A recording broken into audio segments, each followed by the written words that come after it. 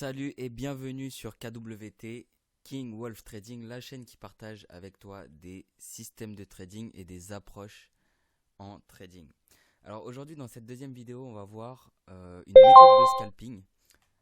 Mais avant toute chose, comme d'habitude, clique sur le bouton s'abonner et clique sur la petite cloche si tu as envie de recevoir les vidéos et des notifications aussitôt que les prochaines vidéos sortent.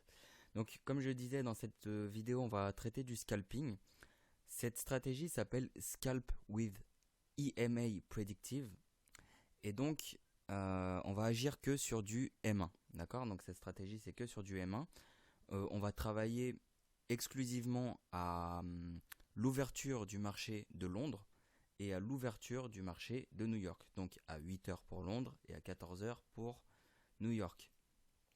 Les paires sur lesquelles on va travailler sont exclusivement les paires majeures. Et on va trader que quand il n'y a pas de news à fort impact. Parce que plus on descend au niveau des unités de temps, plus les impacts des news peuvent être dévastateurs. Ok, donc on cherche vraiment à travailler quand on est safe au niveau des news et toujours à l'ouverture de New York ou à l'ouverture de Londres. Donc voilà pour ça. Au niveau de la stratégie, comment déjà cette stratégie est composée? De quoi elle est composée? Il y a le EMA Predictive. Donc le EMA Predictive, ce sont les lignes que tu vois ici. Donc tout d'abord, tu vois ton graphique, il est en chandelier japonais. Tu vas le passer en courbe. Voilà, tu vas le passer en courbe. Et donc ici en bleu, tu as donc le EMA Predictive 25. En rouge, tu as le 50. Et donc en pointillé, c'est le 100. Alors le but de cette stratégie, c'est de suivre toujours la direction. C'est-à-dire que quand les pointillés, donc le 100 EMA se retrouve en dessous du graphique, cela veut dire qu'on est dans une tendance haussière. Ou plutôt, si le EMA 25 il est au-dessus du 100 EMA, ça veut dire qu'on est dans une tendance haussière. Et donc ce qu'on cherche dans cette stratégie, c'est toujours sur du M1, c'est que la ligne bleue, donc le EMA 25, il casse les deux. Il casse les deux autres moyennes mobiles. Et donc que le 100 EMA se retrouve au final au-dessus de tout. Là, donc par exemple, tu vois, il y a un faux signal. C'est pas un bon signal, c'est un faux signal puisque la ligne bleue, elle a coupé donc la rouge. Elle coupe la jaune. Mais par contre, la rouge n'est pas encore passée en dessous du 100 EMA. Donc c'est très bien parce que tu ne rentres pas tant que tu n'as pas le croisement des trois. Ok. Donc on va prendre un exemple.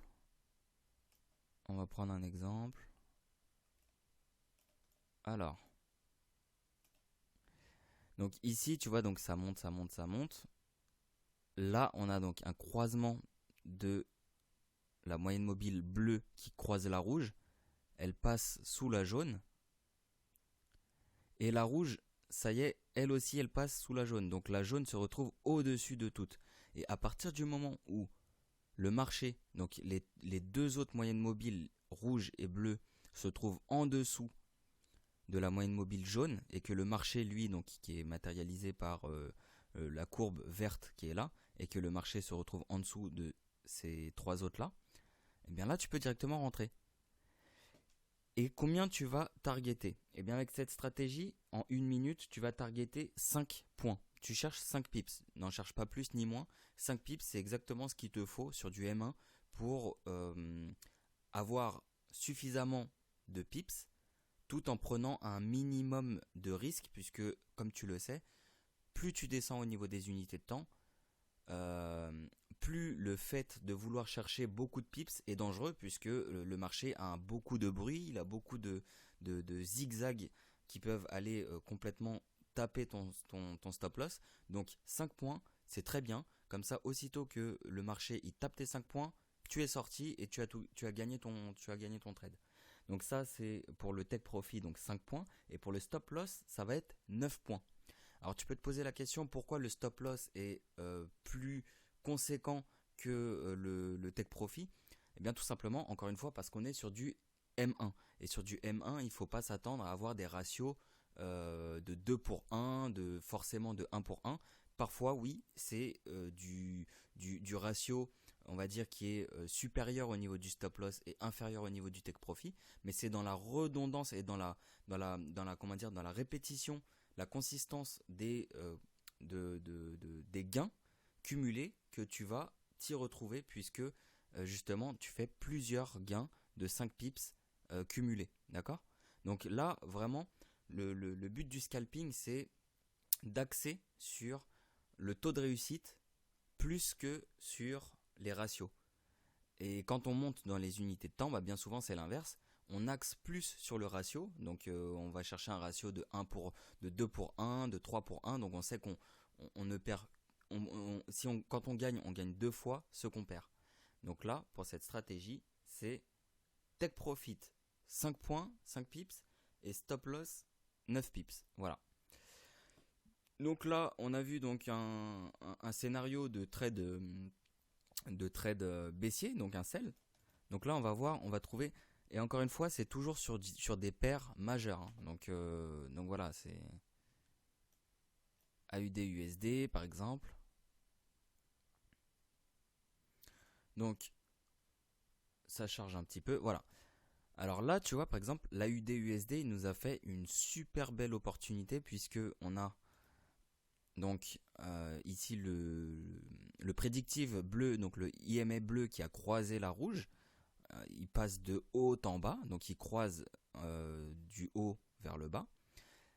Ensuite, il croise, donc là, il a croisé la ligne rouge, il a croisé la ligne jaune, et là, ensuite de ça, eh bien, la ligne rouge, elle aussi, passe sous la moyenne mobile, le prédictif jaune. Donc c'est à partir de ce moment-là, pas avant, puisque avant tu n'es pas dans les conditions, puisque la moyenne mobile rouge est au-dessus des pointillés jaunes, d'accord? Parce que je rappelle que c'est vraiment lui qui vient confirmer tout ça, d'accord? C'est quand toutes les moyennes mobiles sont en dessous ou au-dessus de ces fameux pointillés que ça confirme l'entrée en position.